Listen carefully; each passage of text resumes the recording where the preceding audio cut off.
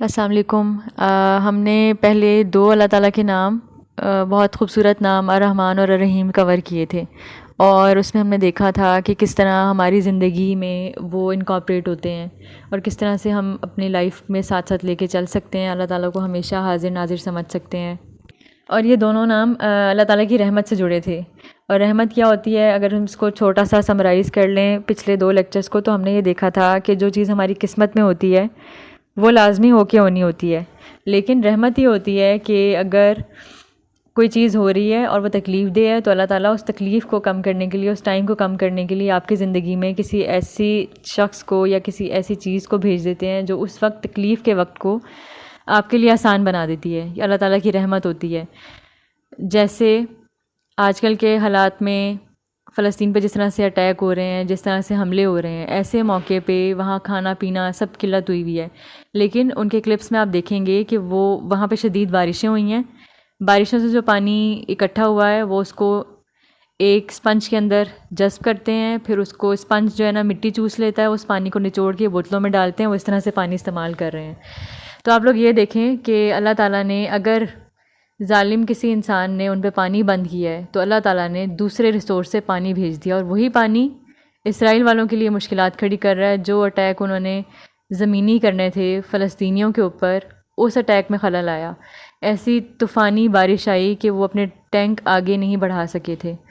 तो वही पानी जो एक के लिए मुसीबत खड़ी कर रहा है इसराइल के लिए, तो वही पानी फ़लस्तीनियों को पीने के काम आ रहा है। अल्लाह ताला के लिए जब स्टैंड लेते हैं मुश्किलात आती हैं, लेकिन अल्लाह ताला उस मुश्किल से निकलने का कोई ना कोई हल भी निकाल देते हैं। अब आगे थोड़ा सा इंसान को ये देखना होता है कि ऐसे वक्त पे नखरे नहीं हमारे चलते। मतलब मैं ये नहीं कह सकती कि बारिश वाला पानी ही क्यों पीऊँ, मैंने तो सारी ज़िंदगी साफ़ पानी पिया है, मिनरल वाटर पिया है, ये वाला पानी क्यों। नाशुक्री नहीं इस मामले में होती, ऐसे मौक़ों में नाशुक्री नहीं होती। जो लोग अल्लाह ताला के लिए खड़े होते हैं उनको पता होता है कि अल्लाह ताला की रहमत है, रहमत ही कंसीडर करते हैं, उस पर शुक्र अदा करते हैं और उस रहमत को यूटिलाइज़ करते हैं। बाकी रही बात, जो अभी फ़लस्तीन की सिचुएशन में सारे हालात देखे हैं और सारी सिचुएशन देखी है, उसमें इतना एक्सट्रीम लेवल का, खूबसूरत लेवल का उनका ईमान सामने आया है। जितनी हिम्मत उन्होंने दिखाई है, मैंने कभी भी ज़िंदगी में पर्सनली किसी कौम को इतना बहादुर और इतना पॉजिटिव नहीं देखा। देखा जाए तो 17 साल से वो एक जेल के अंदर बंद हैं सारे फ़लस्तीनी। वहाँ पे उनकी खुराक को काउंट किया जाता है, गिन गिन के उनको निवाले दिए जाते हैं।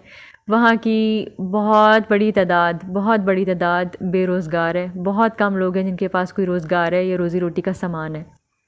पानी, ये आज की बात नहीं है कि पानी उन पे जंग के दौरान बंद है, पानी उन पे वैसे भी बंद था। पानी बहुत कम मिलता है वहाँ पे पीने के लिए, बहुत सारे मसले मसाइल हैं। जब आपको खुराक नहीं मिल रही, जब आपको पानी नहीं मिल रहा, जब आपको रोज़गार नहीं है, तो फिर आप कैसे पॉजिटिव रह सकते हैं। मेरे और आप जैसे लोग बहुत नाशुक्री वाले माहौल में आ जाते हैं, फ़ौरन हम लोग नाशुक्री करने लगते हैं, गिले शिकवे करने लगते हैं। सबसे पहला ख्याल आता है जब अल्लाह ताला हमें सुन नहीं रहा तो फिर हम क्यों नमाज़ पढ़ें। सबसे पहले तो हमारी नमाज़ें छूटती हैं, ये हम लोगों की नॉर्मल साइकी बनी हुई है। लेकिन इसके अलावा और जो चीज़ें हो रही हैं फ़लस्तीनियों के साथ, वो ये सब हो रहा था कि उनको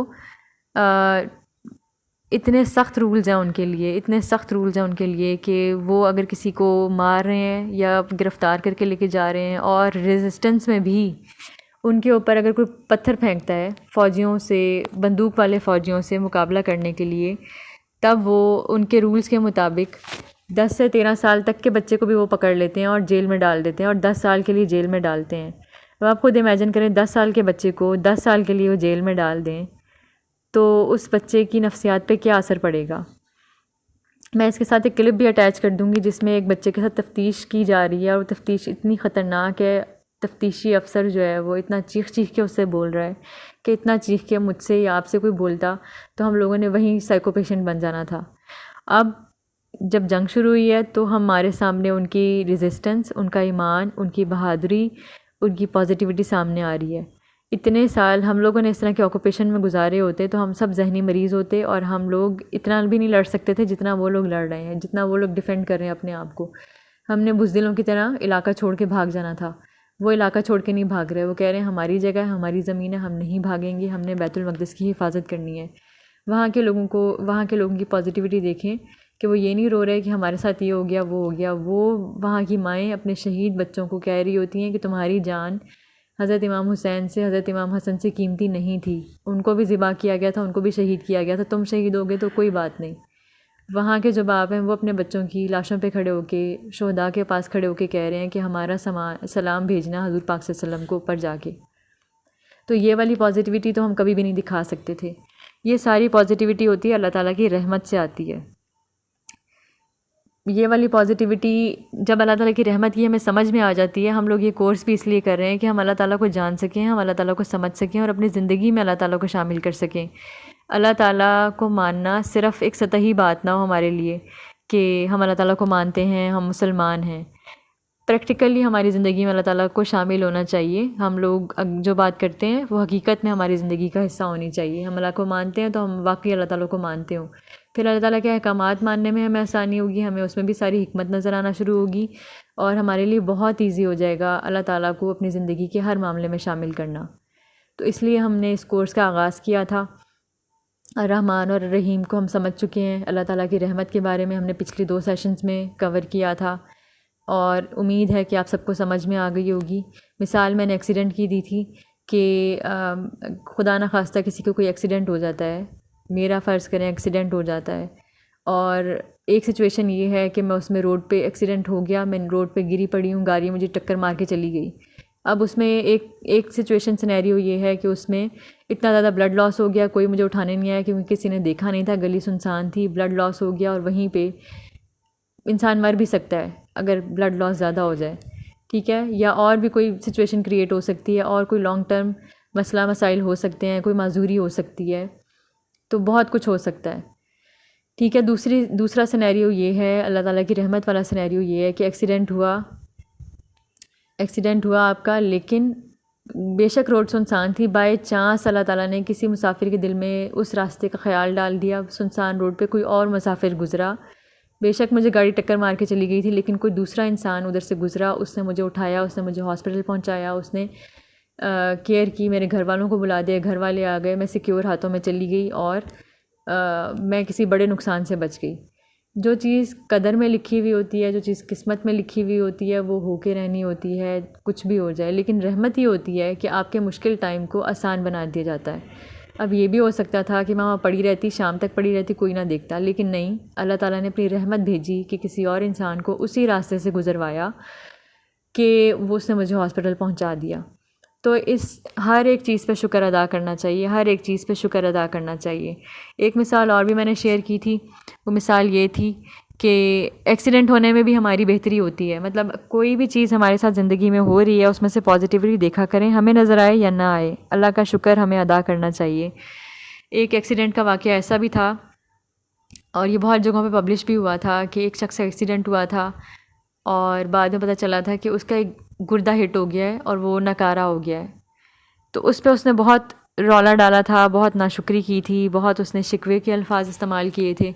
बाद में उसको पता चला कि उस गुर्दे की वजह से कैंसर उसकी पूरी बॉडी में फैल रहा था और उसको कैंसर का पता ही नहीं था। होता है ना, अक्सर मरीज़ों के साथ होता है कि कैंसर हमें हो गया होता है, लेकिन लास्ट स्टेज पे जब बिल्कुल कोई हमारे पास इलाज की गुंजाइश नहीं बचती, जब कुछ नहीं बचता, तब सामने आता है। और कितने सारे लोग इस तरह मौत का शिकार हुए हैं कैंसर की बीमारी से। तो जब उस इंसान को पता चला कि कैंसर उसको पहले से हुआ था, उस गुर्दे में हुआ था, उसकी वजह से उसकी पूरी बॉडी में फैलने का ख़तरा था, तब उसने शुक्र अदा किया। तो क्या ये बेवकूफ़ी नहीं है? ये बेवकूफ़ी नहीं है कि हम खुद से पॉजिटिविटी नहीं ढूंढ सकते चीज़ों में। हमारे सामने आएगा तभी हम शुक्र अदा करेंगे, नहीं सामने आएगा तो हम नाशुक्री और शिकवा करेंगे। ये भरोसे की कमी नहीं है, हम भरोसा क्यों नहीं कर सकते? मतलब हम खुद से क्यों नहीं सोच सकते कि अगर कुछ हुआ है तो हमारी उसमें बेहतरी होगी। वो जो शख्स से एक्सीडेंट हुआ था, उस एक्सीडेंट की वजह से जब उसके गुर्दे पे हिट किया था गाड़ी ने, गुर्दे वाली साइड पे, जब गुर्दा उसका काट के डॉक्टर्स ने ऑपरेशन करके निकाला, तब पता चला। अगर एक्सीडेंट नहीं हुआ होता तो डॉक्टर्स के पास वो ना जाता, ऑपरेशन ना होता, गुर्दे का कैंसर सामने ना आता, कुछ भी हो सकता था, वो इंसान शायद बहुत जल्दी मर जाता। लेकिन नहीं, अल्लाह ताला ने उसकी ज़िंदगी लिखी थी, उसका टाइम नहीं आया था मरने का, इसलिए एक्सीडेंट एक बहाना बन गया, उसकी ज़िंदगी बचने का बहाना बन गया। देखा जाए तो एक्सीडेंट तो ज़िंदगी ख़त्म करने के लिए बहाना होता है, लेकिन वही एक्सीडेंट उसकी ज़िंदगी बचाने का बहाना बन गया।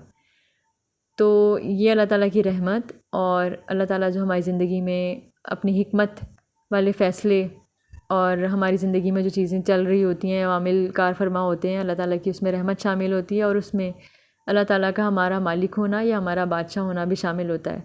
अल्लाह ताला के सारे नाम आपस में इंटरलिंक्ड हैं, इंटरकनेक्टेड हैं। एक नाम को समझे बगैर दूसरा समझ नहीं आता, दूसरे को समझे बगैर तीसरा समझ नहीं आता। अल्लाह ताला के सारे नाम आपस में जुड़े हुए हैं और सारे नामों की बरकत और सारे नामों की जो खसूसियात हैं, सारी खसूसियात इकट्ठी करके एक अल्लाह ताला की हस्ती को हम पहचान सकते हैं। तो यही वाला रहमत वाला एलिमेंट अल्लाह ताला के मालिक होने में भी सामने आता है, अल मालिकुल कुद्दूसुल सलाम। तो आज हम अल्लाह ताला का जो ख़ूबसूरत नाम है अल मालिक, उसको देखते हैं सबसे पहले, और अगर टाइम मज़ीद हुआ तो हम अल कुद्दूस और अस्सलाम को भी देखेंगे। तो अल मालिक का क्या मतलब होता है? अल मालिक का मतलब होता है द किंग, यानी द बादशाह, द रूलर हुक्मरान, द एटर्नल लॉर्ड। ऐसा बादशाह या ऐसा मालिक या ऐसा हुक्मरान आपका जो पहले दिन से है आखिरी दिन तक रहेगा, जो अज़ल से है अबद तक रहेगा। और ऐसा बादशाह जिसकी अथॉरिटी सबके ऊपर चलती है, जो सबका बादशाह है लेकिन उसका बादशाह कोई नहीं है। और ऐसा बादशाह जिसका हुक्म हर जगह चलता है लेकिन उस पर कोई हुक्म नहीं चला सकता। तो अब जो अल्लाह ताला बादशाह हैं, उससे अब जब हम किसी के बादशाह होते हैं या किसी के ओनर होते हैं या किसी पे हमारा हुक्म चलता है, तो फिर ऑटोमेटिकली या हमारी फ़ितरा का तकाज़ा है कि हम उस चीज़ के केयर टेकर भी बन जाते हैं। एक चीज़ अगर आपने ख़रीदी है तो आप उसकी मालिक बन गई हैं। अब उस चीज़ को ध्यान से रखना, वो टूटे ना, ख़राब ना हो, उसका ख़्याल रखना। अगर कोई जानवर आपने ख़रीदा है तो उसको पालना, उसकी खुराक का ध्यान रखना, उसकी नशोनुमा का ध्यान रखना, उसकी परवरिश अच्छे से हो रही हो इस चीज़ का ध्यान रखना। वैसे कोई गैजेट लिया है तो उसकी सफाई सुथराई का ख्याल रखना, उसकी चार्जिंग पूरी हो, उसका सब कुछ पूरा हो। हम सब हर चीज़ का ख्याल रखते हैं जिस चीज़ के हम मालिक हैं। आपको अल्लाह ताला ने बच्चे दिए होते हैं, बच्चों की परवरिश का ख्याल रखते हैं। बेशक उनके मालिक नहीं होते, लेकिन आपको अथॉरिटी दी गई होती है उनके ऊपर, आपको उनका केयर टेकर बनाया होता है, तो आप उनका ख्याल रखते हैं, उनके परवरिश का ख्याल रखते हैं, उनका टाइम, उनको धुलाने का ख्याल रखते हैं, साफ़ सुथरा रखने का ख्याल रखते हैं, उनके खाने पीने का ख्याल रखते हैं, हर चीज़ का ख्याल रखते हैं। तो मालिक होना भी ऐसा ही है। अल्लाह ताला अज़ल से अबद तक मालिक हैं। ये दुनिया बनी थी, इस दुनिया के बनने से पहले भी कायनात थी, इस दुनिया के बनने से पहले भी जो सारे अवामिल थे, अल्लाह ताला तब भी मालिक थे, हुक्मरान थे, बादशाह थे। उन अल्लाह ताला का ही हुक्म हर जगह चलता था, उस वक्त भी जिस वक्त कुछ भी नहीं था, और आखिरी दिन तक जब सब कुछ ख़त्म हो गया होगा, इस दुनिया ख़त्म हो चुकी होगी, सारे अवामिल, हमारा हिसाब किताब पूरा हो गया होगा, हर चीज़ ख़त्म हो गई होगी, तब भी अल्लाह ताला का हुक्म ही चलता होगा और अल्लाह ताला का हुक्म ही अज़ल से अबद तक चलेगा। तो इस सारे प्रोसेस में, इस सारे टाइम पीरियड में, अज़ल से लेकर अबद तक जितना भी टाइम गुज़रा है या गुज़रेगा आगे, उस सारे टाइम में अल मालिक का जो नाम है ये सिर्फ़ अथॉरिटी को रिप्रेजेंट नहीं करता, ये हमारी केयर को भी रिप्रेजेंट करता है। तो जैसे मैंने अभी बोला था कि अल्लाह ताला का एक नाम दूसरे नाम के साथ इंटरकनेक्टेड है, आपस में सारे नाम एक जैसे हैं और जुड़े हुए हैं आपस में, और एक नाम को समझे बगैर दूसरे नाम की समझ नहीं आती। उसी तरह सारे जो नाम हैं सब बहुत इंपॉर्टेंट है, और सारे नामों को समझने के बाद, अल्लाह ताला की तमाम खसूसियात को जानने के बाद, हम अल्लाह ताला की एक पर्सनैलिटी को, अल्लाह ताला की एक ज़ात को समझने के काबिल होते हैं। फिर हमें समझ में आता है कि अगर इतनी बड़ी कोई हस्ती है, इतनी बड़ी कोई ताकत है, तो उसका हुक्म मानना हमारे लिए आसान हो जाता है, उससे मोहब्बत करना हमारे लिए आसान हो जाता है, उसको अपनी ज़िंदगी में हर मामले में कॉन्शियसली अपनी ज़िंदगी में शामिल होना करना, अपने हर फ़ैसले में उसको शामिल करना बहुत आसान हो जाता है। तो इसी तरह जो अल मालिक का नाम है, एक तो सबसे पहले अथॉरिटी है हमारी ज़िंदगी में। अल्लाह ताला के ज़ात के अलावा किसी का हुक्म नहीं चलता, किसी के हम हुक्म के पाबंद भी नहीं है, बाउंड भी नहीं है। अल्लाह ताला की जो ज़ात है हम उसी को मानने के पाबंद हैं, क्योंकि हमारे जितने भी अज़ा हैं, हमने जो दीनियात किताब स्टार्ट की थी उसमें भी हमने यही देखा था कि मुसलमान जो इंसान है वो भी दो तरह से मुसलमान है, एक तो कॉन्शियसली और एक बग़ैर अपनी कॉन्शियस के। हमारे तमाम अज़ा अल्लाह ताला के हुक्म के पाबंद हैं। तमाम जो कायनात के सूरज, चाँद, सितारे, जानवर, इंसान, चरिंद परिंद, पौधे, सब कुछ, हवा, बादल, बिजली, सब कुछ, पानी, हर एक चीज़ अल्लाह ताला के हुक्म पे चलती है। सैयारे सितारे सब अल्लाह ताला के हुक्म के मुताबिक गर्दिश करते हैं। दिन और रात अल्लाह ताला के हुक्म के मुताबिक चलते हैं। हमारे तमाम अज़ा अल्लाह ताला के हुक्म के मुताबिक काम कर रहे हैं। मेरा इख्तियार नहीं है कि अपने एक भी बाल को रोक सकूं कि तुमने बढ़ना नहीं है। मेरे बाल बढ़ेंगे क्योंकि अल्लाह ताला ने उनको हुक्म दिया हुआ, मैं चाहूँ या मैं ना चाहूँ। मेरे हाथ के अंदर जो रगें हैं, मेरे हाथ के अंदर की जो हड्डियाँ हैं, वो वैसे ही काम करेंगी जैसे अल्लाह ताला ने उनको काम करने का हुक्म दिया हुआ है। मैं अपनी किसी भी रग को नहीं मना कर सकती, किसी एक रग को भी नहीं कह सकती कि भाई तुमने आज खून नहीं फ़्लो होने देना मेरे फ़लाने बॉडी पार्ट में, ऐसे नहीं होता। वो अल्लाह ताला के हुक्म के ताबे है, मेरे हुक्म के ताबे नहीं है, मेरी मर्ज़ी के ताबे नहीं है। तो इसी तरह एक हमारी वो ज़ात की दो पहचानें हैं। एक पहचान तो वो है जिसमें हम बग़ैर जाने पहचाने अल्लाह ताला को बग़ैर ना भी मानते हों, तब भी हमारी जो बॉडी है वो अल्लाह ताला को मानने की पाबंद है, उसके मुताबिक चल रही है। दूसरा, कॉन्शियसली अगर हम चलते हैं तो फिर हम मुसलमान कंसीडर हो जाते हैं, और ये बहुत बड़ी बेवकूफ़ी है अगर हमारी पूरी बॉडी, पूरी कायनात अल्लाह ताला के हुक्म के मुताबिक चल रही है और हम अल्लाह ताला के हुक्म के मुताबिक ना चलें। तो एक तो ये हो गया अल्लाह ताला की बादशाही हर जगह चलती है, अल्लाह ताला का हुक्म हर जगह चलता है। लेकिन दूसरी साइड इसी मालिक होने की हम ये देखते हैं कि अल्लाह ताला की जहाँ जहाँ बादशाहत चलती है वहाँ वहाँ अल्लाह ताला ने केयर टेकिंग भी, उसका इंतज़ाम भी रखा हुआ है। अल्लाह ताला ने हमारी केयर का इंतज़ाम भी रखा हुआ है। जैसे हमने रहमत के एलिमेंट को ज़िक्र किया था, उसी तरह हमने हमारी अपनी ज़िंदगी में हर लम्हा, हर टाइम अल्लाह ताला ने हमारी केयर का इंतज़ाम रखा हुआ है। मैं चाहूँ या ना चाहूँ खुराक से मुझे एनर्जी मिलेगी, मैं चाहूँ या ना चाहूँ तब भी ग्रोथ सेल्स जो हैं हमारी बॉडी में वो ग्रो करते हैं।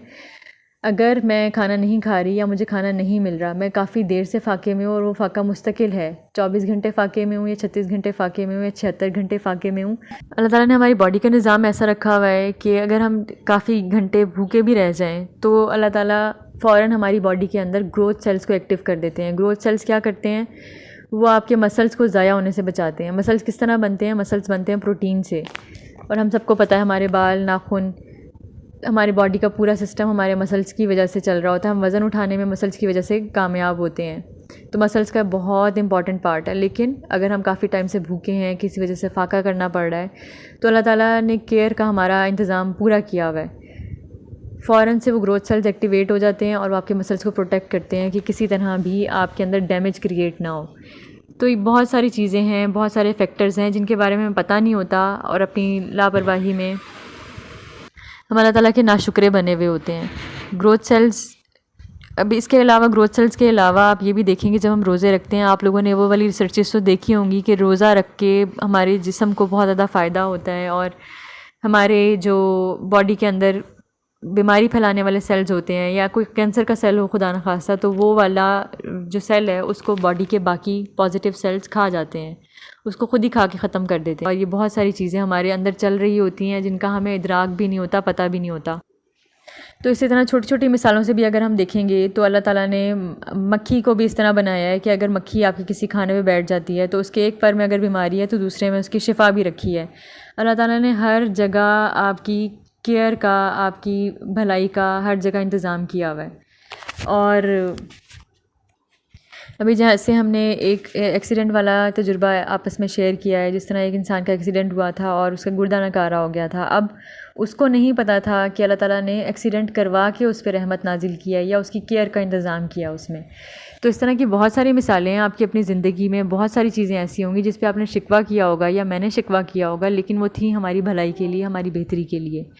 इसी तरह बहुत ज़्यादा हमारी ज़िंदगी में बहुत दफ़ा ऐसा वक्त आता है कि बहुत सारे इंसानों से जिनसे हम मोहब्बत करते होते हैं या तो हमसे दूर हो जाते हैं किसी वजह से, नाराज़गी की वजह से या किसी और वजह से, या वो अल्लाह ताला को प्यारे हो जाते हैं, छूट जाते हैं हमसे, उस पर भी हम बहुत शिकवा करते हैं। लेकिन वो अगर हमें कई साल बाद उसकी हिकमत समझ में आती है कि इनके हमसे दूर होने में या इनके हमसे छूट जाने में कितनी बड़ी भलाई या कितनी बड़ी पॉजिटिविटी शामिल है। तो बहुत सालों बाद हमें समझ में आता है कि इस इंसान के छूट जाने में या इस इंसान के हमसे दूर हो जाने में कितनी बड़ी भलाई थी, कितनी बड़ी मसलहत थी। और बहुत दफ़ा आप ये भी नोटिस करेंगे कि एक इंसान के साथ आप थे, बहुत खुश थे, अचानक से किसी भी वजह से उससे कांटेक्ट टूट गया या इंसान से रब्ता टूट गया, आप दूर हो गए, लेकिन उस इंसान के दूर होने की वजह से आप अल्लाह ताला के करीब हो गए। शुरू में आप जाते हैं जान नमाज़ पे शिकवा करने के लिए, रोने के लिए, अपने दिल की भड़ास निकालने के लिए, अपना डिप्रेशन दूर करने के लिए रोते हैं जान नमाज़ पे जाके। अल्लाह ताला से उस इंसान को वापस पाने के लिए गिड़गिड़ा के रोते हैं, दुआएं करते हैं, या फिर शिकवा करने के लिए जाते हैं, शिकायत करने के लिए जाते हैं। लेकिन आहिस्ता आहिस्ता आपको पता चलता है कि आप तो अल्लाह ताला के बहुत करीब हो गए हैं। तो क्या इससे बड़ी कोई चीज़ हो सकती है कि अल्लाह ताला आपको किसी इंसान से दूर करके अपने करीब कर लें? तो इतने सारे पॉइंट्स हैं, थोड़ा सा गौर करने की ज़रूरत होती है, अपनी ज़िंदगी में सोचने की ज़रूरत होती है।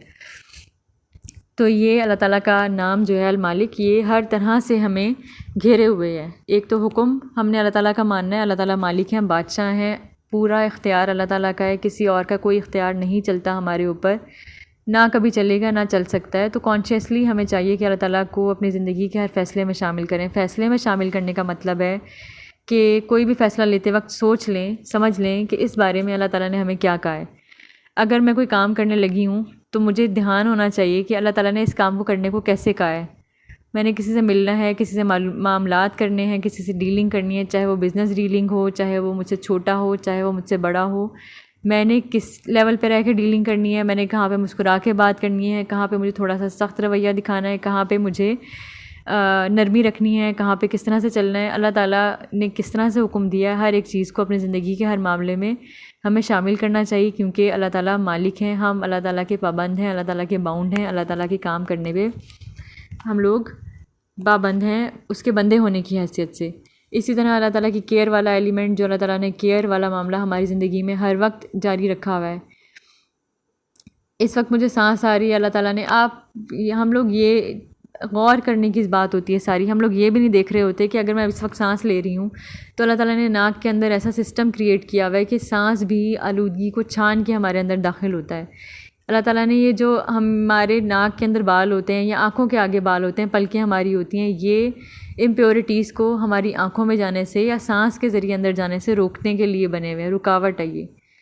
मास्क लगाएं या ना लगाएं, अल्लाह ताला ने ख़ुद से सिस्टम क्रिएट किया हुआ है। हमारे कानों के अंदर इस तरह का सिस्टम है कि कानों के अंदर भी आवाज़ जाती है। अब बहुत सारी चीज़ें, गर्द, मैल, मिट्टी बाहर रुक जाती है, आवाज़ सिर्फ अंदर दाखिल होती है, वो हम बाद में कान की सफाई कर लेते हैं, कान साफ़ हो जाते हैं। मतलब हम चीज़ों को सोचते भी नहीं हैं कि क्या क्या चीज़ें अल्लाह ताला ने हमारी केयर के लिए हमारी ज़िंदगी का हिस्सा रखी हुई हैं। लेकिन हम लोग जब तक गौर नहीं करना शुरू करेंगे हमें नहीं समझ में आएगी कि अल्लाह ताला हमारी ज़िंदगी का मालिक होने की हैसियत से किस तरह अता किए हुए हैं।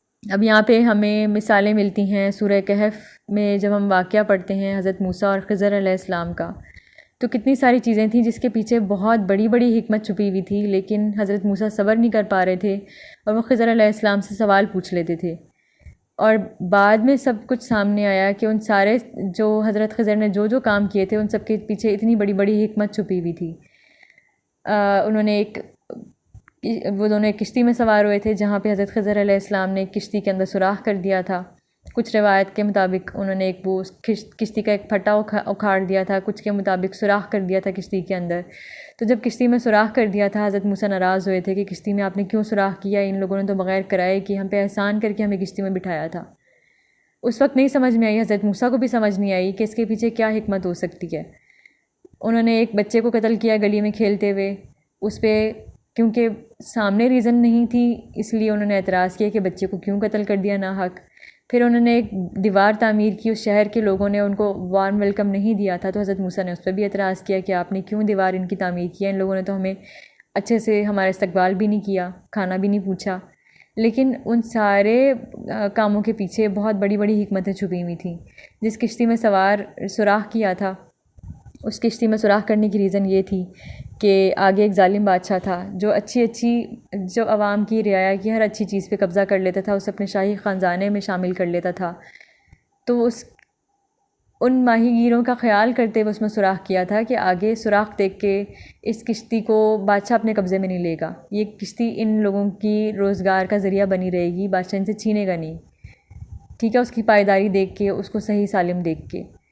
तो इसी तरह बच्चे को कत्ल करने का मकसद भी यही था कि बच्चे ने एक नाफरमान बच्चा बनना था अपने वालिदैन के लिए। उसने सदका जारिया बनने की बजाय उसने गुनाह जारिया का इंतज़ाम कर लें, उस बच्चे को उन्होंने कत्ल कर दिया था।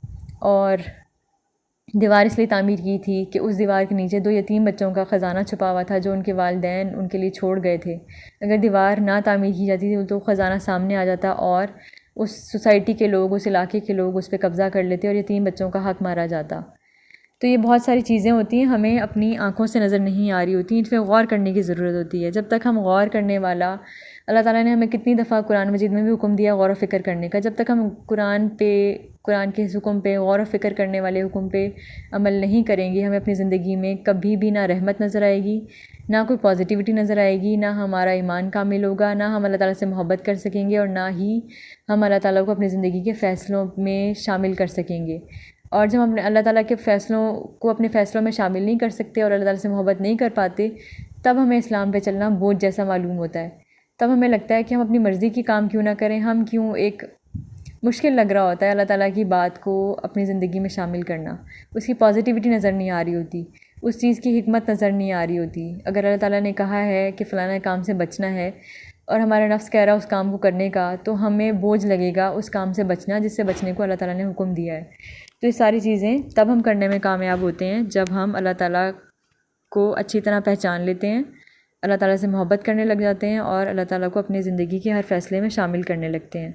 तो जब हम जानते हैं कि अल्लाह ताला मालिक हैं, एक तो मालिक हैं, अगर वो हमें ना भी हिकमत दिखाएं, ना भी बताएं कि इसमें हमारे लिए पॉजिटिविटी छुपी है, तो मालिक होने की हैसियत से बंदे का काम ये होता है कि वो बग़ैर चूँ चरा, बग़ैर कोई नखरा किए, बग़ैर आगे से जवाब दिए, बग़ैर कोई मुँह बनाए उस मालिक की बात माने।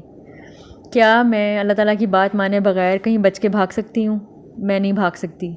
मैं भाग के जाऊँ भी तो मैं किधर जाऊँगी? मैं हर तरह से अल्लाह ताला के कब्ज़ा कुदरत में हूँ, अल्लाह ताला के इख्तियार में हूँ।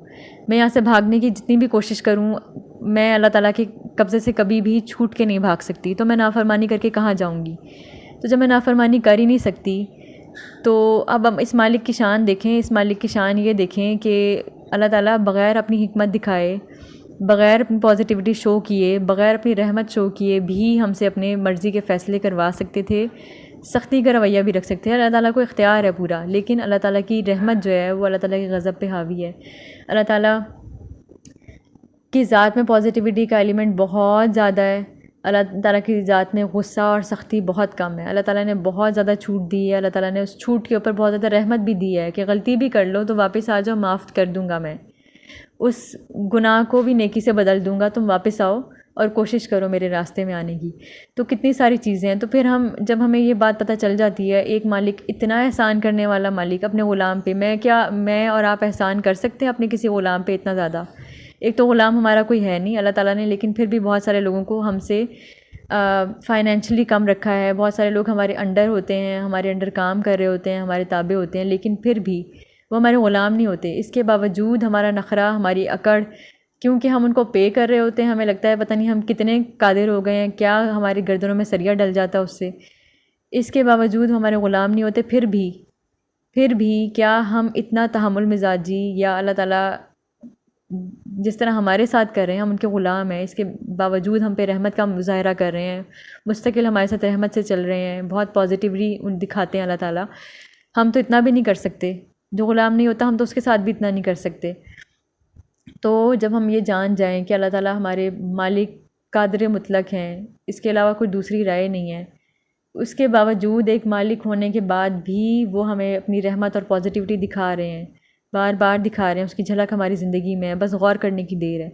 तो फिर हम क्यों नहीं अल्लाह ताला की ऊपर खुले दिल से, साफ़ दिल से 100% अपने हर फ़ैसले अल्लाह ताला पे छोड़ सकते? हम क्यों ऐसा नहीं कर सकते? मतलब अगर मेरा कोई दोस्त छूट गया, हम सिंपली अल्लाह ताला से ये दुआ क्यों नहीं मांग सकते कि अल्लाह ताला मुझे इस पर सब्र देना और सब्र का मुझे अजर देना, बेहतरीन सिला मुझे अता करना। हम उस पर सब्र क्यों नहीं कर सकते? कोई फ़ौत हो गया, मेरी कहाँ शादी होनी है, कहाँ रिश्ता होना है, किस तरह के बच्चे होंगे, माजूर होंगे, नॉर्मल होंगे, किस तरह के आगे हमारे ताल्लुकात होंगे, नौकरी मिलनी भी है या नहीं मिलनी, कौन से स्टेटस की नौकरी मिलनी है, ऑफ़िसर बनना है या चपड़ासी बनना है, घर अपना होगा, किराए का होगा, क्या होगा क्या नहीं होगा, सास कैसी होंगी, आगे किस तरह के मामलात होंगे। हम हर चीज़ को अल्लाह ताला पे फिर क्यों नहीं छोड़ सकते?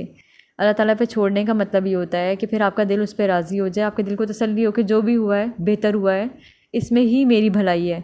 बेशक इस वक्त मुझे मुश्किल लग रहा है, लेकिन इसमें ही मेरी भलाई छुपी है, जो मुझे अभी नज़र नहीं आ रही लेकिन बाद में समझ में आ जाएगी। और अगर बाद में समझ में भी नहीं आई तो कोई बात नहीं, उसका अजर मिल जाएगा। तो फिर हम इस तरह अपने मामलात अल्लाह ताला पे क्यों नहीं छोड़ पाते।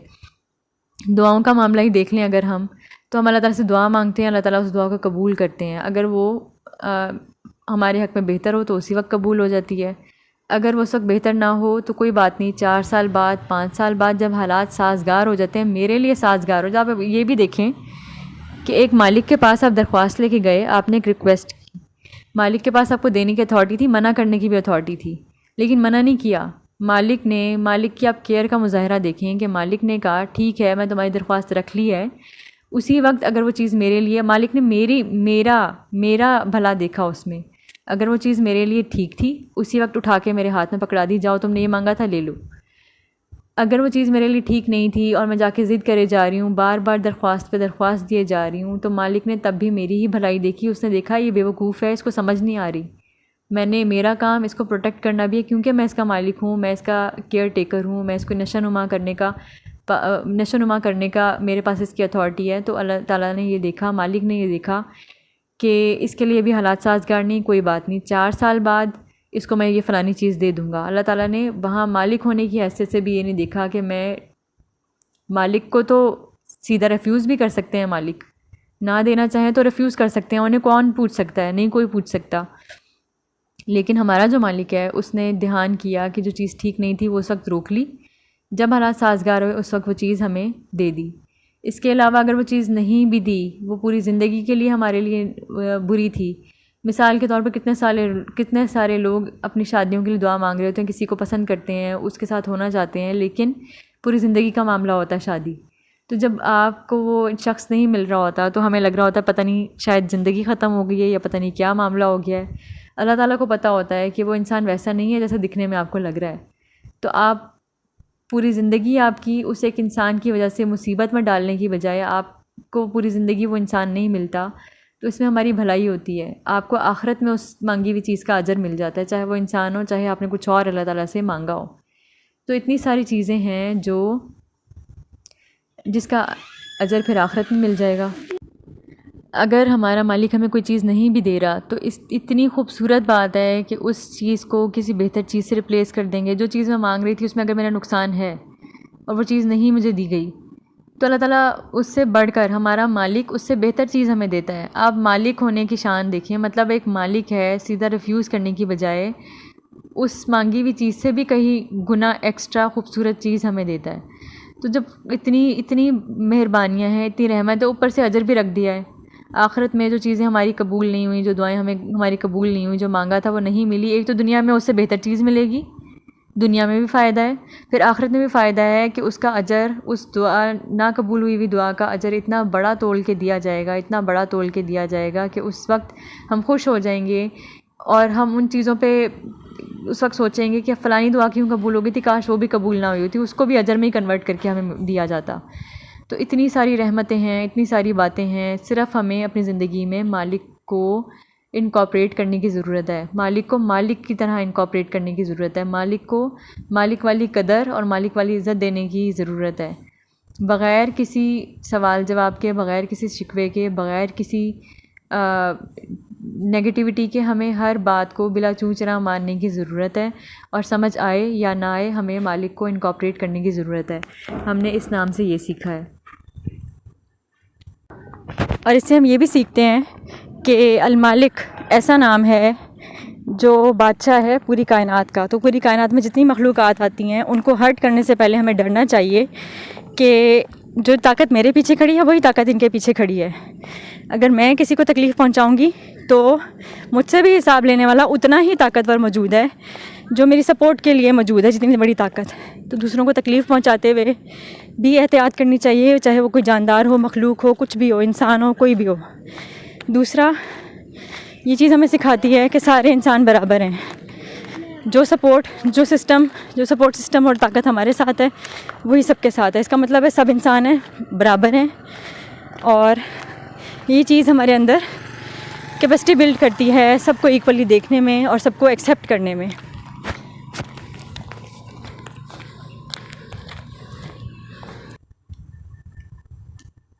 अल्लाह ताला का अगला खूबसूरत नाम है अल-कुद्दूस। अल-कुद्दूस का मतलब होता है बहुत पाक, बहुत साफ़, बहुत शफ़ाफ़, जिसमें इतना साफ़, इतना शफ़ाफ़, इतना पाक कि हमारी जो दुनियावी डेफिनेशंस हैं पाकी की, सफाई की, शफ़ाफ़ियत की, उससे भी कहीं गुना बढ़ के, मतलब ऐसा लेवल शफ़ाफ़ियत का, पाक होने का, मुक़द्दस होने का कि हम अभी उसको समझ भी नहीं सकते। लेकिन हमारा जो दिमाग है, अल्लाह ताला ने जो हमें सोचने समझने की सलाहियतें दी हैं, उसके मुताबिक हम कोशिश करेंगे समझने की। जितनी भी कोशिश कर लेंगे हम उस वाले लेवल को नहीं समझ पाएंगे जो अल्लाह ताला का एग्जैक्ट लेवल है अल-कुद्दूस होने का। अल्लाह ताला की ज़ात ऐसी पाक है, ऐसी साफ़ है, ऐसी शफ़ाफ़ है, जिसमें गलती की, झोल की कोई गुंजाइश नहीं है, जिसमें गलत फ़ैसले की कोई गुंजाइश नहीं है। हमारे हमारे दुनिया में भी तो इतने सारे इंसान होते हैं जो बहुत पाक साफ़ होते हैं, लेकिन कहीं ना कहीं अनजाने में उनसे गलती हो जाती है, कहीं ना कहीं उनसे अनजाने में ऐसे फ़ैसले हो जाते हैं जो दूसरों के लिए नुकसान का बाइस बनते हैं। उनकी इंटेंशन वैसी नहीं होती, जितने मर्ज़ी सिंसियर हों, जितने मर्ज़ी अच्छे हों, जितना मर्ज़ी प्यार करने वाले हों, जितना मर्ज़ी अच्छे हों, कहीं ना कहीं उनसे ऐसा हो जाता है जिसकी वजह से दूसरे इंसान को नुकसान होता है। शफ़ाफ़ियत नहीं होती। शफ़ाफ़ियत का मतलब है कि उनके फ़ैसले में वो शफ़ाफ़ियत नहीं होती, जितना मर्ज़ी सिंसियर हों गलती की गुंजाइश होती है। लेकिन अल्लाह ताला की ज़ात ऐसी है, इतनी परफेक्शन है उसकी शफ़ाफ़ियत में, उसके कुद्दूस होने में, उसके पाक होने में, उसकी बड़ाई में, कि अल्लाह ताला का हर फ़ैसला ऐसा होता है कि जिसमें किसी के लिए कोई नुकसान नहीं होता। इंसानों के फ़ैसले इतने कामिल और इतने मुकम्मल नहीं हो सकते कि इंसान एक फ़ैसला करे और वह सबके लिए यकसा तौर पर मुफीद हो। लेकिन अल्लाह ताला के फ़ैसले ऐसे होते हैं कि अल्लाह ताला फ़ैसला करते हैं वो हर इंसान के लिए भलाई का फ़ैसला ही होता है। एक इंसान को अल्लाह ताला ने मिसाल के तौर पर दर्जों में रखा हुआ है इंसानों को। किसी को कुछ दुनियावी लिहाज से ज़्यादा दिया है, किसी को दुनियावी लिहाज से माल कम दिया है, किसी के बच्चे ज़्यादा हैं, किसी के बच्चे कम हैं, किसी का किराए का मकान है, किसी का अपना ज़ाती मकान है, किसी का बड़ा है मकान, किसी का छोटा है मकान, किसी के माँ बाप बचपन में फ़ौत हो गए थे, किसी के माँ बाप हयात हैं और अब माशाल्लाह बुढ़ापे तक साथ हैं। हर इंसान दूसरे इंसान से डिफरेंट माहौल में है, डिफरेंट तरह के एक्सपीरियंसेस से गुज़र रहा है, लेकिन हर इंसान जिस जिस भी इन्वायरमेंट में है, जिस जिस भी माहौल में है, हर उस माहौल में उसका अपना फ़ायदा छुपा हुआ है। अगर मैं किराए के मकान में हूँ तो किराए के मकान में होना मेरे लिए बेस्ट डिसीजन था, अल्लाह ताला की तरफ से लिया हुआ। अगर मैं अपने मकान में हूँ तो ये अल्लाह ताला की तरफ से बेस्ट डिसीजन था जो मेरे लिए लिया जाना चाहिए था। हमने पिछली एपिसोड्स में नो योर ग्रेस की पहली 2 एपिसोड्स में हमने ये देखा था कि कदर किस तरह से काम करती है। एक चीज़ जो मेरे लिए बेहतर है वही चीज़ किसी दूसरे के लिए नुकसानदेह भी हो सकती है। एक चीज़ जो मेरे लिए कम है वही चीज़ मेरे लिए फ़ायदा मंद भी हो सकती है। ज़रूरी नहीं कि एक चीज़ मेरे पास कम है तो मैं कमतर हूँ या मैं नुकसान में हूँ। कभी कभी वही चीज़, वही इन्वायरमेंट आपको फ़ायदा देके जाता है। हर इंसान की मिजाज, हर इंसान का पर्सनैलिटी, हर इंसान का उठना बैठना, हर इंसान के एक्सपीरियंसेस डिफरेंट होते हैं दूसरे इंसान से। जो जुड़वा बहन भाई भी होते हैं उन सब के भी एक्सपीरियंसेस एक दूसरे से जुड़वा के भी डिफरेंट होते हैं। हर इंसान की सोच दूसरे से डिफरेंट होती है, मिजाज दूसरे से डिफरेंट होता है, चीज़ों को समझने का तरीका दूसरे से डिफरेंट होता है। अगर मैं किराए के मकान में हूँ तो जो मेरी फ़ीलिंग्स हैं, जो मेरा मिजाज है, ज़रूरी नहीं है कि वो मुझे अल्लाह ताला का बागी बना दे, लेकिन हो सकता है अगर मेरी पर्सनैलिटी के साथ ऐसा ही सूट करता था, पर्सनैलिटी के फैक्टर्स के साथ यही सूट करता था, मेरे इन्वायरमेंट के साथ यही सूट करता था कि मुझे किराए का मकान दिया जाता ताकि मैं हम्बल रह सकूं। क्या पता मेरी पर्सनैलिटी का मिजाज ऐसा होता कि मैं गरूर में आने वाली लड़की होती, या मैं गरूर में आने वाला इंसान होती जिसको अगर घर मिल जाता अपना तो ऐसा सरकशी में और गरूर में आती कि अल्लाह ताला को मानने से इनकार कर देती, अपने फ़ैसलों को थोपना शुरू कर देती, दूसरों को हकीर समझना शुरू कर देती। लेकिन ये अल्लाह ताला की रहमत है कि अल्लाह ताला ने मुझे अगर मेरा ज़ाती मकान नहीं दिया तो अल्लाह ताला ने मेरी उस एलिमेंट को थोड़ा सा दबा के रखा, मेरी पर्सनैलिटी को थोड़ा सा डल रहने दिया, जो गरूर की तरफ लेके जा सकती थी मुझे, उस टोन को, उस मिजाज को कम रखने के लिए मुझे किराए के मकान में रखा, जिसका फ़ायदा ये हुआ कि वो गरूर सर उठा नहीं सका मेरे अंदर कि मैं दूसरों को हकीर समझूं। मेरे अंदर आजिज़ानापन डालने के लिए अल्लाह ताला ने मुझे किराए का मकान दिया। ये एक छोटी सी मिसाल थी जिसमें ये समझाना मकसूद था कि अल्लाह ताला के जो भी फ़ैसले होते हैं हर इंसान के मिजाज के मुताबिक, इन्वायरमेंट के मुताबिक, एक्सपीरियंसेस के मुताबिक हर इंसान के लिए सूटेबल होते हैं। किसी को कम मिल रहा है तब भी उसका फ़ायदा उसमें, किसी को ज़्यादा मिल रहा है तब भी उसका फ़ायदा उसमें। और फ़ायदा दुनियावी लिहाज से मिले या ना मिले, आखिरत के लिहाज से फ़ायदा अल्लाह ताला ज़रूर सबका सामने रखते हैं। अल्लाह ताला ने ज़िंदगी में कोई ऐसा एलिमेंट नहीं रखा, हमारी ज़िंदगी में कोई ऐसी हवा, कोई ऐसा पहाड़, कोई ऐसा जानवर, कोई ऐसी पानी, कोई ऐसा बारिश का कतरा नहीं रखा ज़िंदगी में जो हमारी आखिरत को ख़राब कर सकता हो। अगर एक बारिश का कतरा भी मेरे ऊपर गिरा है, टपका है, तो उसका जो भी असर होगा वो मेरी आखिरत की भलाई के लिहाज से ही होगा, उसमें मेरी आखिरत का नुकसान नहीं हो सकता कभी भी। अल्लाह ताला ने हर तरह से हमें आखिरत के फ़ायदे के हिसाब से रखा है, सेट रखा है। अल्लाह ताला का हर फ़ैसला उस पे होता है। दुनिया में हमें तकलीफ़ मिले या ना मिले, दुनिया में फ़ायदा मिले, ज़ाहिरी तौर पे दुनिया में भी फ़ायदा होता है लेकिन हमें नज़र नहीं आ रहा होता। नज़र नहीं आ रहा तब भी आखिरत का फ़ायदा अल्लाह ताला ने हमारे लिए सोच के रखा हुआ होता है। अल्लाह ताला के हर फ़ैसले में इतनी ज़्यादा शफाफियत होती है, इतना मुक़द्दस होता है, इतनी हिकमत होती है। तो हमने ये देखा कि अल्लाह ताला का हर फ़ैसला, अल्लाह ताला की मुकम्मल ज़ात जो है वो गलतियों से पाक है। अल्लाह ताला का कोई भी फ़ैसला, कोई भी अवामिल हमारी ज़िंदगी में जो भी अवामिल चल रहे हैं, चाहे वो हवा चल रही है, चाहे वो बारिश हो रही है, चाहे वो आंधी आ रही है, तूफ़ान आ रहा है, कोई भी चीज़ ऐसी नहीं है जो हमारे लिए नुकसान का बाइस हो, जिसमें हमारा फ़ायदा ना छुपा हुआ हो। छुपा हुआ, मैंने लफ्ज़ बोला है छुपा हुआ।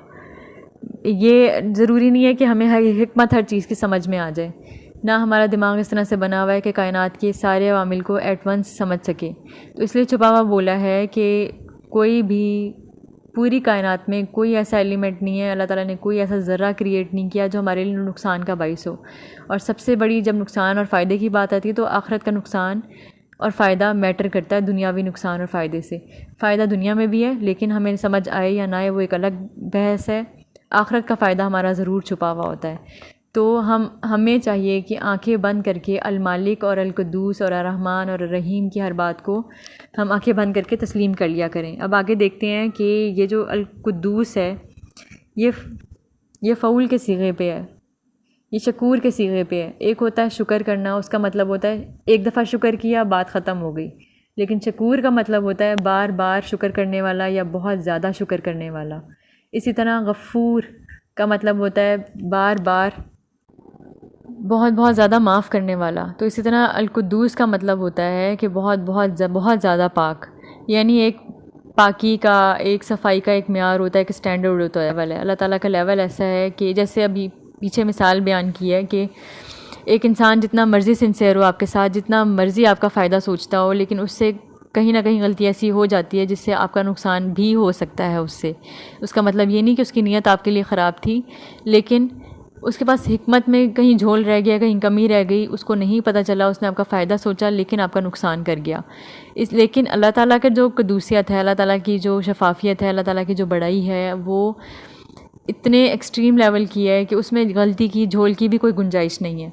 इसी तरह बहुत बहुत बहुत पाक, जो बहुत अदब के लायक हो, बहुत एहतराम के लायक हो, बहुत हमारी इबादत के लायक हो, जो अकेला ही इस लायक हो कि उसको बहुत ज़्यादा अपनी ज़िंदगी में शामिल किया जाए, बहुत ज़्यादा उसके फ़ैसलों पे एतबार किया जाए, भरोसा किया जाए।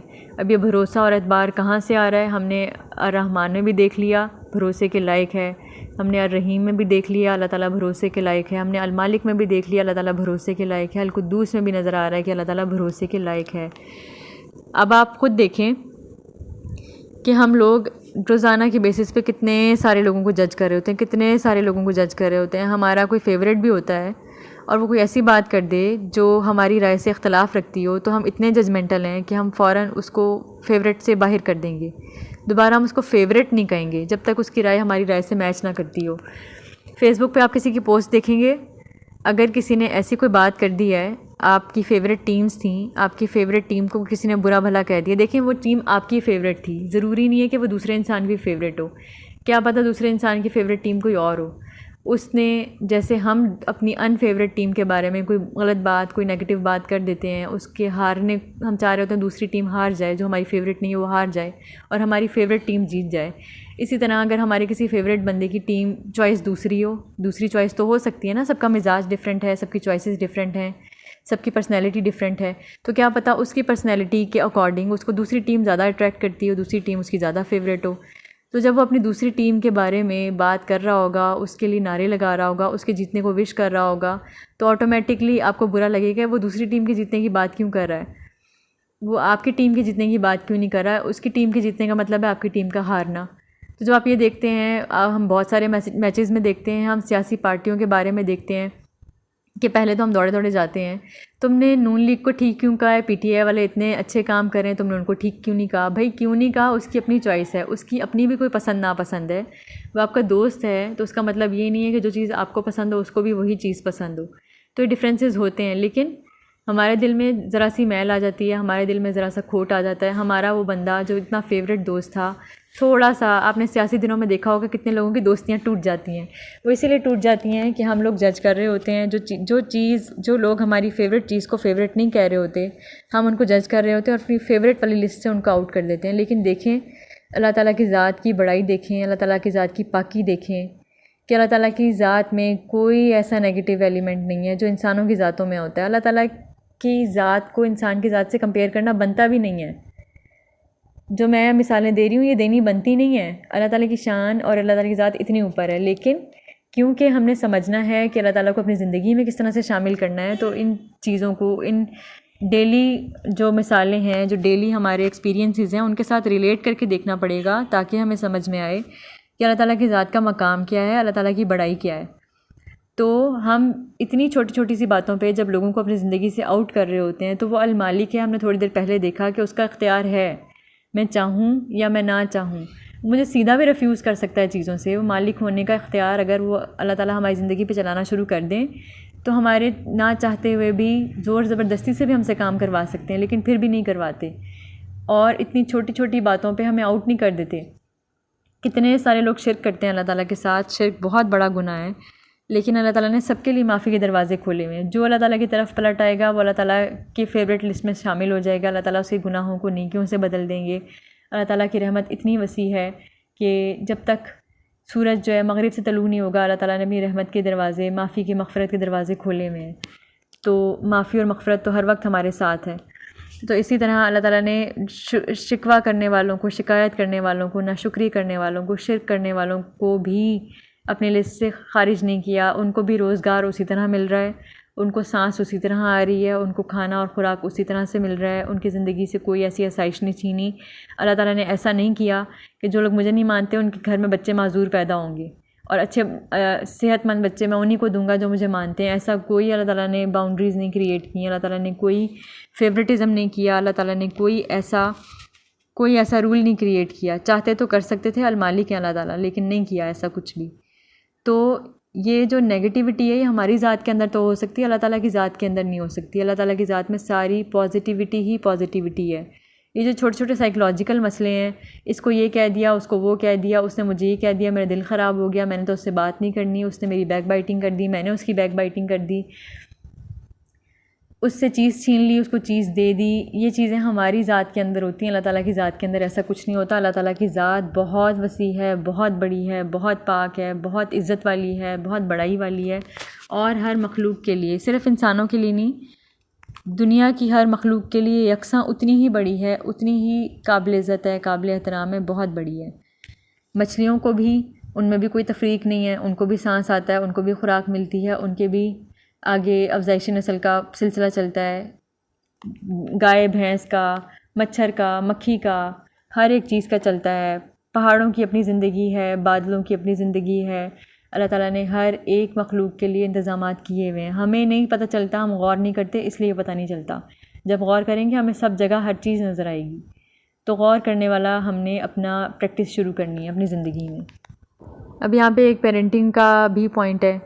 बहुत सारे पेरेंट्स जो होते हैं अपनी मर्ज़ी के फ़ैसले, जो उनको पसंद होता है बच्चे ने वो पढ़ना है, जो जिस तरह के कपड़े उनको पसंद है बच्चे ने वो पहनने हैं, जिस तरह के दोस्तों से माँ बाप मिलना चाहेंगे उनके लिए पसंद करेंगे बच्चों ने उनसे मिलना है। लेकिन ऐसा जो है वो हर इंसान की, हर बच्चे की पर्सनैलिटी भी आपसे मैच नहीं करती, आपके दोनों बच्चों की पर्सनैलिटी भी आपसे मैच नहीं करती। कोई इंसान, किसी का मिजाज दूसरे का कॉपी मिजाज नहीं होता। हर इंसान का इन्वायरमेंट अलग होता है, एक्सपीरियंसेस अलग होते हैं। एक बच्चे के जो फ्रेंड्स हैं वो दूसरे बच्चे के फ्रेंड्स नहीं, दूसरे बच्चे के फ्रेंड्स दूसरे हैं, वो दूसरे माहौल से आए हुए हैं। उस बच्चे के जो फ्रेंड्स हैं वो अपने घर का माहौल जो लेके आए हैं, अडॉप्ट करके आए हैं, उनकी जो पर्सनैलिटी है आपके बच्चे की पर्सनैलिटी से मिंगल अप हो के बच्चे की पर्सनैलिटी पे असरअंदाज होगी। एक बच्चे की अलग पर्सनैलिटी डेवलप हो रही है, वो एक अलग तरह का इंसान बन रहा है। दूसरे बच्चे के जो दोस्त हैं वो दूसरे तरह के माहौल से आए हैं, वो अपने घर के माहौल के मिजाज के मुताबिक बड़े हो रहे हैं, और आपकी बच्चे की पर्सनैलिटी दूसरे बच्चे की पर्सनैलिटी उसके दोस्तों के हिसाब से डेवलप हो रही है। वो अलग तरह के इन्वायरमेंट में, अलग तरह के लोगों में बड़ा हो रहा है। आपका पहला बच्चा अलग तरह के इन्वायरमेंट में, अलग तरह के लोगों के साथ बड़ा हो रहा है। इसमें सीखने की बात यह है कि हर बच्चा, आपका अपना बच्चा भी आपके मिजाज से मुवाफ़क़त नहीं रखता। तो यहाँ पे इसमें सीखने की बात यह है कि हमने अपने अंदर दूसरों के लिए एक्सेप्टेंस का लेवल जो है वो ब्रॉड करना है। दूसरों को कबूल करना, उनके मिजाज के साथ कबूल करना, उनकी पर्सनैलिटी के साथ उनको एक्सेप्ट करना सीखना है, और दूसरों के लिए भी उतनी स्पेस क्रिएट करनी है कि दूसरा इंसान अपनी मर्ज़ी, अपने मिजाज के मुताबिक, अपनी पसंद नापसंद के मुताबिक चीज़ों को अपनी लाइफ में कर सकता हो, इनकॉर्पोरेट कर सकता हो। तो हमने इन सारी चीज़ों को अपनी ज़िंदगी में इनकॉर्पोरेट करना है, इन तमाम नामों को इनकॉर्पोरेट करना है, ताकि हम अल्लाह ताला को अच्छे से जान सकें, पहचान सकें, गौर व फ़िक्र करना शुरू करना है। और आप ये देखें, सारे नाम आपस में जुड़े हुए हैं। अर्रहमान, अर्रहीम, अल मालिक, अल कुद्दूस।